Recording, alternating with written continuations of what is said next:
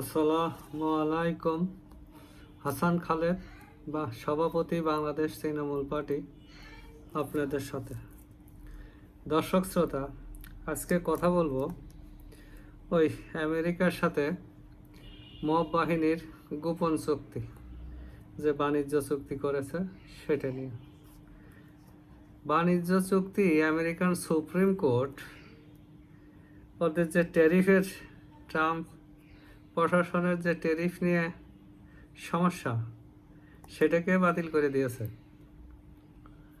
তো এখন প্রশ্ন হয়েছে, আমাদের আগে যে ডিউটি ছিল 15% সম্ভবত, সেই 15% ডিউটিতে আমাদের গার্মেন্টস যাবে।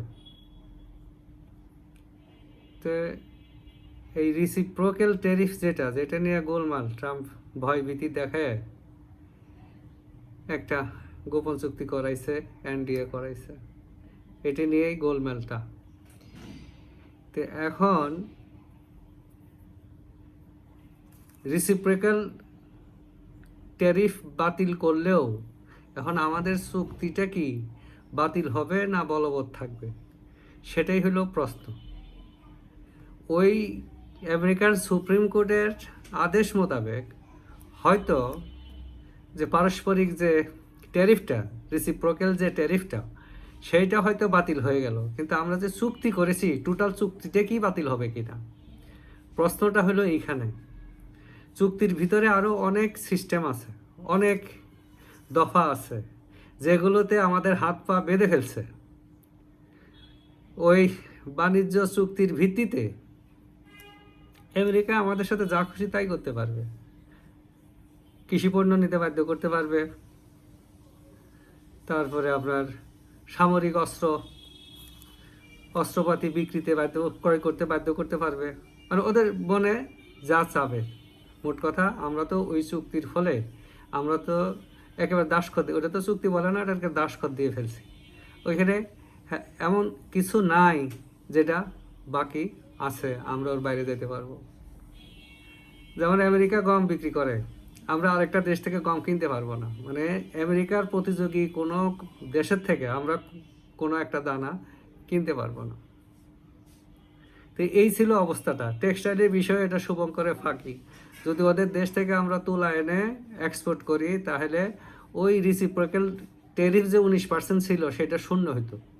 আবার সেইখানেও কন্ডিশন দিয়ে দিছিল, ওরা পরিমাণ নির্ধারণ করে দিবে, আমি ফ্রি কোয়ান্টিটি পাবো না, পরিমাণ মানে কোটা আছে যে আমরা ফ্রি পাবো না, কিন্তু ওটা পরিমাণটা ওরা নির্ধারণ করে দেবে। এইরকম একেবারে অনেক কিছু। আমরা বলি না গোলামির শক্তি, এটা গোলামি না, আমাদের একেবারে সার্বভৌমত্ব শেষ করে দিছে। এখন বাঁচার উপায় কি? আমাদের বাঁচতে হবে এই গ্রাউন্ডে।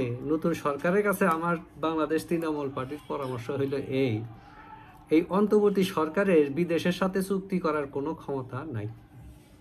তো আমরা ঝামেলায় না জড়িয়ে, যেহেতু আমরা আগে ডিউটিতেই গার্মেন্টস পণ্য পাঠাতে পারতেছি, ঝামেলায় না জড়িয়ে আমরা বলে দেই ওই চুক্তি বলবৎ হবে না, কারণ যে সরকার চুক্তি করছে সেই চুক্তি করার ক্ষমতা তাদের নাই, এই কথা বলে আমরা ছেড়ে দিই।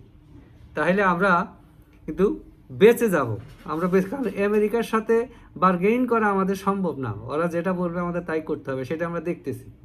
কারণ আমাদের পররাষ্ট্রমন্ত্রীও হয়েছে আমেরিকার প্রেসক্রিপশনে, তা আমাদের নেগোশিয়েট করার বা বার্গেনিং করার ক্ষমতা নাই।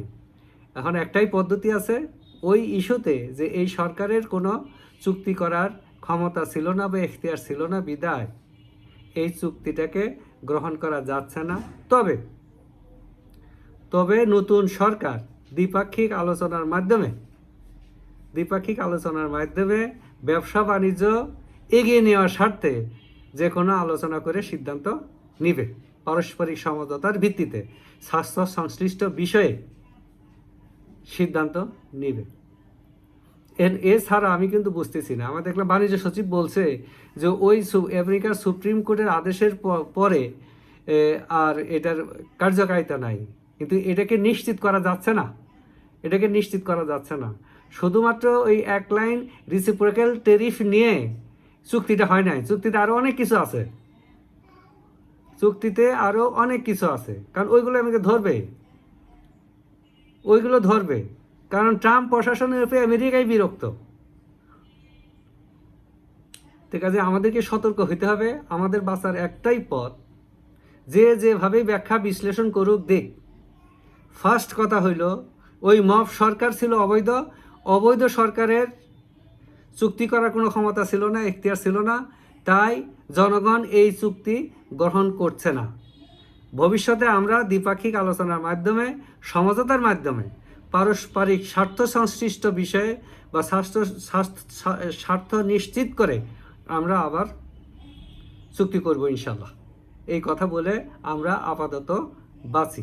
এইটা হলো বাংলাদেশ তৃণমূল পার্টির পরামর্শ বর্তমান সরকারের উপরে। বাঁচার পথ একটাই।